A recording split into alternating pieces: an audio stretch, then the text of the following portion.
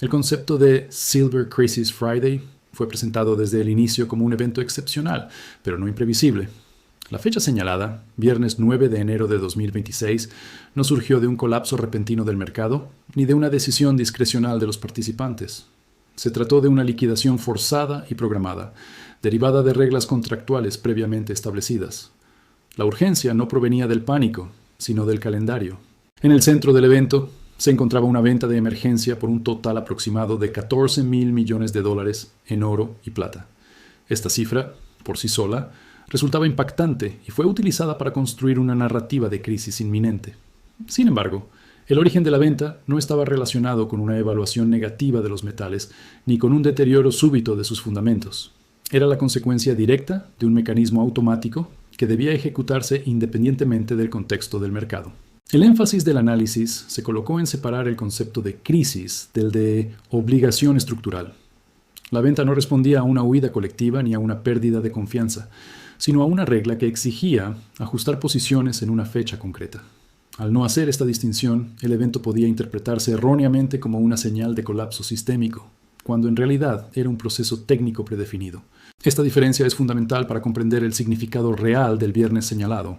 Un mercado puede experimentar fuertes movimientos de precio sin que exista una ruptura estructural. En este caso, la presión vendedora estaba concentrada en el mercado de papel y no reflejaba necesariamente las condiciones del mercado físico. La magnitud de la cifra ocultaba el hecho de que la venta no era una elección, sino una obligación. Desde esta perspectiva, Silver Crisis Friday no fue descrito como el inicio de una crisis, sino como un punto de tensión visible dentro de un sistema que ya mostraba fracturas más profundas. El evento funcionó como un amplificador de esas tensiones, no como su causa. Entender esta diferencia permitió replantear la narrativa dominante y analizar el suceso no desde el miedo, sino desde su estructura. El mecanismo que dio origen a esta liquidación fue el rebalanceo anual del Bloomberg Commodity Index. Este índice funciona como una estructura pasiva, diseñada para mantener ponderaciones específicas entre distintas materias primas, sin emitir juicios sobre su valor o perspectivas futuras. Su tamaño y alcance lo convierten en un actor relevante, pero su comportamiento está regido por reglas fijas, no por decisiones discrecionales. Cada año, en enero, el índice ajusta sus posiciones para alinearlas con los pesos objetivo establecidos. Cuando un activo supera o queda por debajo de su asignación, el sistema obliga a comprar o vender hasta restablecer el equilibrio. Este proceso ocurre independientemente de las condiciones del mercado, del sentimiento de los inversores o de eventos externos. La lógica es matemática, no interpretativa. En el caso concreto de 2026, este rebalanceo exigió una reducción significativa de las posiciones en metales preciosos. La venta combinada de oro y plata, estimada en unos $14,000 millones, fue la traducción directa de esa obligación contractual. No hubo margen para retrasos, ajustes tácticos o cancelaciones. El índice debía ejecutar la operación tal como estaba definido. Este punto resulta clave para desmontar la idea de una venta de pánico. El BCOM no reacciona al mercado, actúa sobre él siguiendo instrucciones preprogramadas. Al tratarse de un fondo pasivo, no interpreta riesgos ni oportunidades, simplemente ejecuta. Presentar esta acción como una señal de alarma equivale a atribuir intención a un mecanismo que carece de ella. La confusión surge cuando se interpreta el impacto potencial de esta venta como si reflejara una opinión negativa sobre los metales. En realidad, el índice no expresa confianza ni desconfianza. Solo corrige desviaciones acumuladas con el paso del tiempo. El tamaño de la venta impresiona porque el índice es grande, no porque el mercado esté fallando. Comprender cómo funciona este rebalanceo permite reubicar el evento dentro de su verdadero contexto. No fue una respuesta a un deterioro súbito ni una anticipación de problemas mayores. Fue la ejecución de una regla conocida de antemano. El error no estuvo en el mecanismo, sino en la interpretación que lo transformó en una señal de crisis. La magnitud de la liquidación fue uno de los elementos más utilizados para reforzar la narrativa de crisis. Dentro del total aproximado de $14,000 millones, cerca de 7,1 mil millones correspondían a plata y unos 7,000 millones a oro. Estas cifras no solo fueron presentadas como grandes en términos absolutos, sino también en relación con el mercado de futuros, donde la venta de plata representaba alrededor del 17% del open interest de los contratos de marzo. Este porcentaje fue clave para generar alarma. Al expresarlo como una fracción del mercado abierto, se sugirió que una porción sustancial de la estructura de futuros sería liquidada en un corto periodo de tiempo. Sin embargo, esta lectura simplifica en exceso el funcionamiento real del mercado. El open interest refleja posiciones existentes, no liquidez disponible ni profundidad efectiva. Una reducción en ese número no implica automáticamente un colapso, sino un ajuste de exposición. Además, la cifra agregada oculta la naturaleza del flujo. No se trata de una orden única ejecutada en un instante, sino de un proceso distribuido que se inserta en un mercado con múltiples participantes y contrapartes. El tamaño impresiona cuando se presenta aislado, pero pierde parte de su dramatismo cuando se entiende como un componente más dentro de una estructura amplia y dinámica. En el caso de la plata, la comparación con el Open Interest sirvió para reforzar la idea de un impacto devastador. Sin embargo, el mercado de futuros no es un inventario físico. Es un sistema de contratos que puede absorber cambios significativos sin que ello se traduzca directamente en escasez o exceso real. Confundir volumen financiero con disponibilidad física conduce a conclusiones erróneas. Este énfasis en el tamaño también pasó por alto un elemento esencial. La venta no reflejaba una retirada coordinada de confianza, sino una redistribución forzada de posiciones. El capital no estaba abandonando los metales por convicción, sino siendo reasignado por regla. Interpretar ese movimiento como una señal direccional distorsiona su verdadero significado. Así, la magnitud del evento, aunque real en cifras, fue utilizada fuera de contexto para amplificar el miedo. Al separar el número de su función y su origen, la narrativa convirtió un ajuste técnico en una amenaza sistémica. Entender esta diferencia resulta esencial para evaluar el impacto del rebalanceo sin caer en interpretaciones exageradas. La clave para desmontar la narrativa del pánico reside en distinguir entre venta estructural y trading discrecional. En este caso, la presión vendedora no surgió de una decisión voluntaria de los participantes del mercado, sino de una obligación contractual. El rebalanceo exigía vender, independientemente de si el entorno era favorable o adverso. No había margen para interpretar señales, ajustar expectativas o responder a noticias. El trading discrecional, en cambio, implica juicio. Los operadores evalúan riesgos, anticipan movimientos y actúan en función de su lectura del mercado. Cuando se produce una venta discrecional masiva, suele reflejar miedo, cambio de expectativas o deterioro de fundamentos. Nada de eso estaba presente aquí. La venta no fue el resultado de una reevaluación colectiva del valor del oro o la plata, sino de una regla automática que debía cumplirse. Al no separar estos dos conceptos, el evento fue presentado como una reacción emocional del mercado. Se sugirió que los participantes estaban huyendo de los metales, cuando en realidad el flujo provenía de una estructura que no puede huir de nada. El índice no reacciona al precio, ajusta pesos. Confundir este proceso con una estampida introduce una lectura psicológica donde no existe. Esta confusión tiene consecuencias prácticas. Cuando los inversores creen que una venta refleja convicción negativa, tienden a imitarla. El miedo se propaga no por la realidad del flujo, sino por su interpretación. En este caso, la narrativa transformó una obligación mecánica en una supuesta señal de advertencia, amplificando su impacto psicológico más allá de su impacto real. La diferencia entre ambos tipos de venta también explica por qué los efectos suelen ser transitorios. Una vez ejecutada la obligación estructural, la presión desaparece. No hay seguimiento, no hay refuerzo. A diferencia del pánico discrecional, que puede autoalimentarse, la venta mecánica se agota cuando se cumple la regla. Así, presentar el rebalanceo como un evento de pánico fue una simplificación interesada.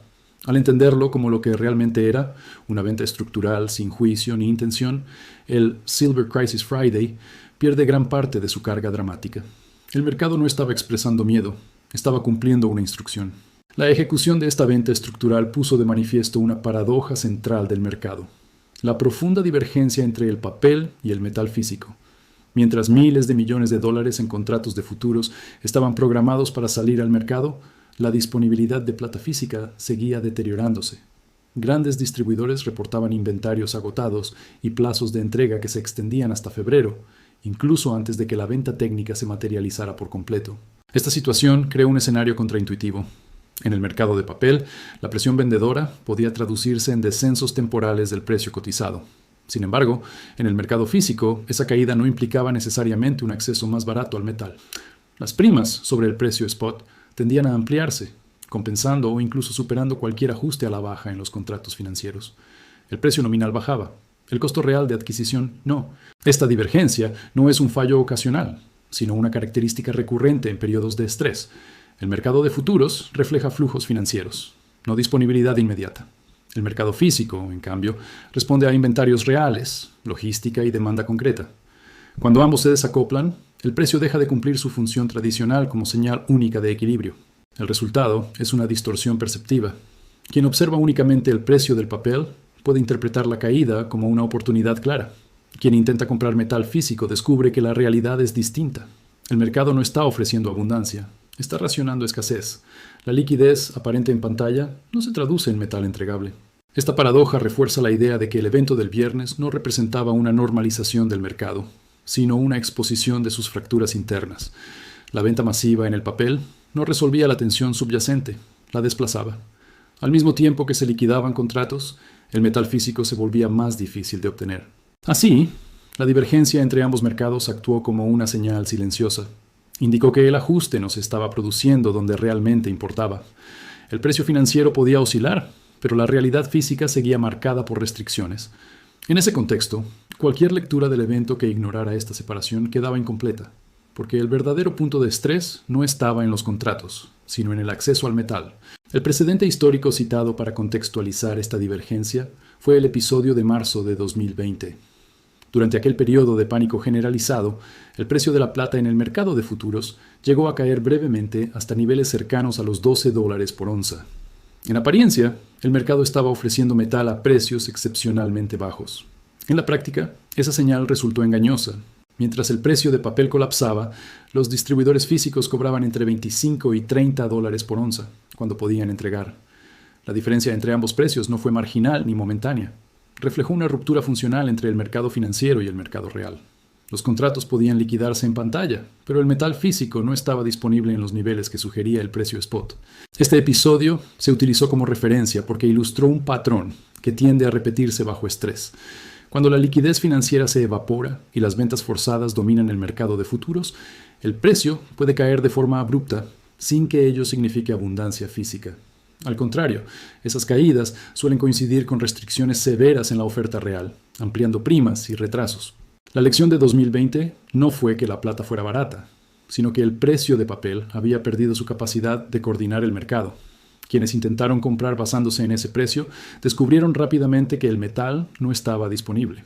El mercado financiero y el mercado físico operaron bajo lógicas distintas, con resultados divergentes.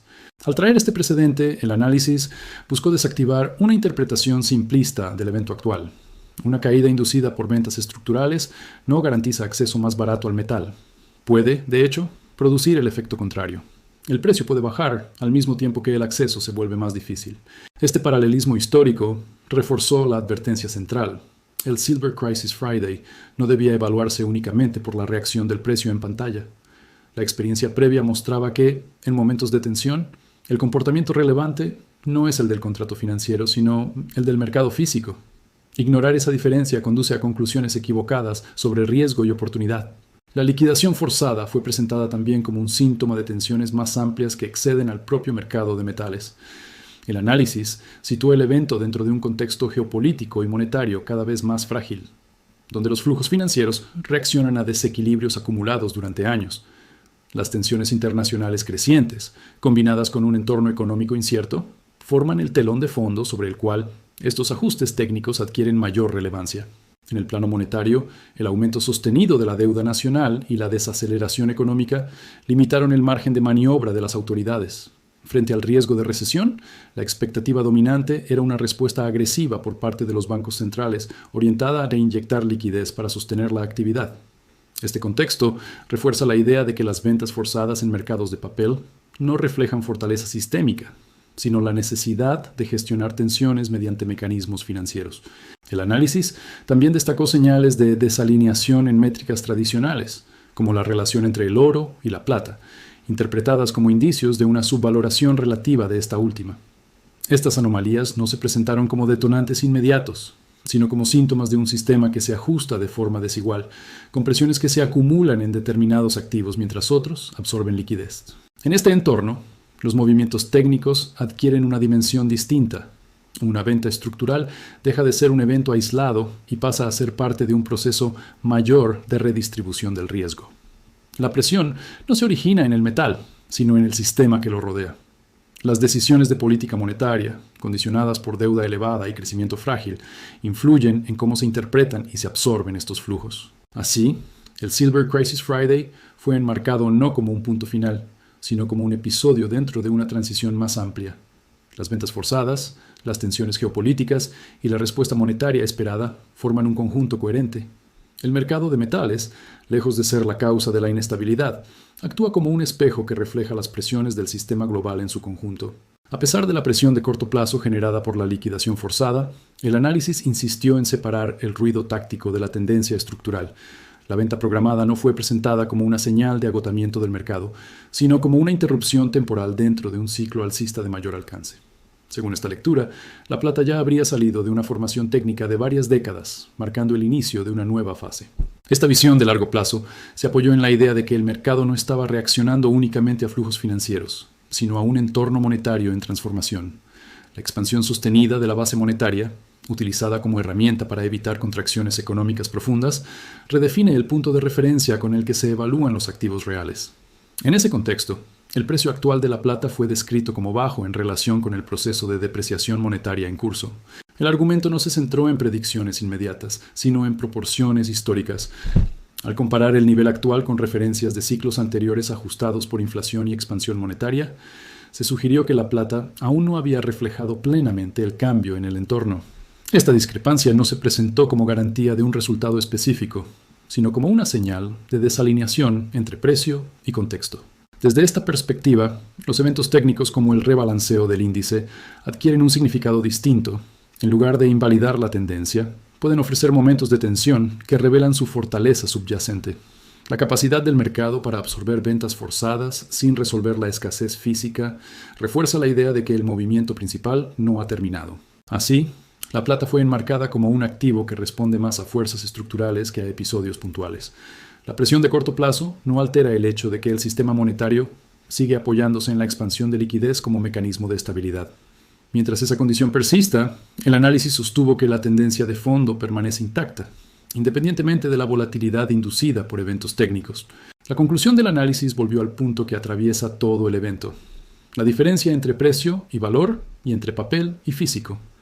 Para quienes observan únicamente el movimiento de los contratos financieros, el Silver Crisis Friday podía parecer una amenaza. Para quienes entienden la estructura del mercado, el evento se presentó como una prueba de estrés que expuso sus contradicciones internas. La venta forzada de contratos no eliminó la escasez física ni resolvió las tensiones de fondo. Al contrario, puso en evidencia que grandes flujos de papel pueden movilizarse sin mejorar el acceso real al metal. En ese sentido, el evento no fue interpretado como una señal para abandonar posiciones, sino como una confirmación de que los mecanismos financieros y la realidad material ya no se mueven en sincronía. Desde una perspectiva estratégica, el énfasis se colocó en la preservación de riqueza más que en la reacción a la volatilidad.